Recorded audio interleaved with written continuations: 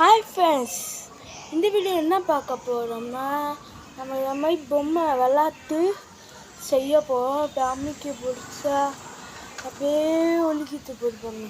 இது எப்படி செய்யறதுன்னா பார்க்க போகிறோம்.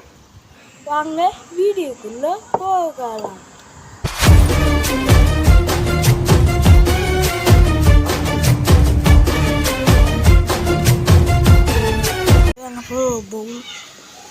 ஒரு தண்ணி, அதுக்கப்புறம் முக்கியமானது கான்ஃபார்ம் ஆகும். ஓகே, வாங்க செய்யலாம். முதல்ல தண்ணி தோரமாக வச்சுப்போம். ஒரு பவுல் எடுத்து கான்ஃபார்ம் மாவு பிரித்து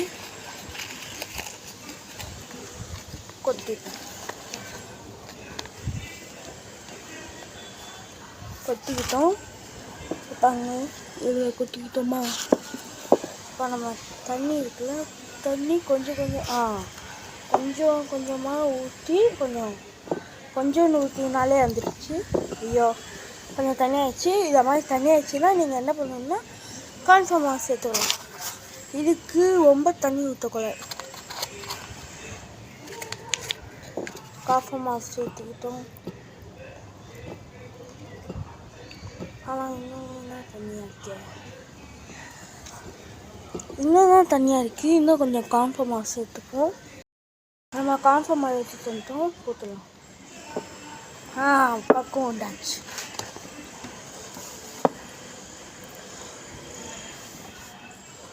இப்படி தான் இருக்கும். நீங்கள் ஸ்கூலில் செய்யலாமான்னு கேட்டிங்கன்னா ஸ்கூலில் செய்ய முடியாது.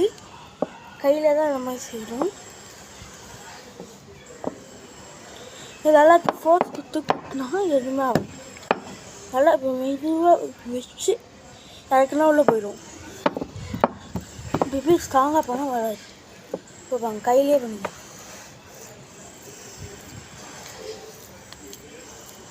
அப்போ கையிலே நிற்கா வச்சு வள்ளிக்கு போயிடும். இதுவும் உங்களுக்கு பத்தலை, இதுவும் நிற்கலைன்னா இன்னும் கொஞ்சம் கான்ஃபார்ம் மாவு சேர்த்துக்கலாம்.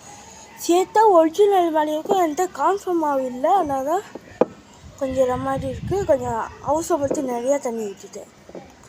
ஆனால் நீங்கள் கொஞ்சமாக தண்ணி ஊற்றிக்கோங்க.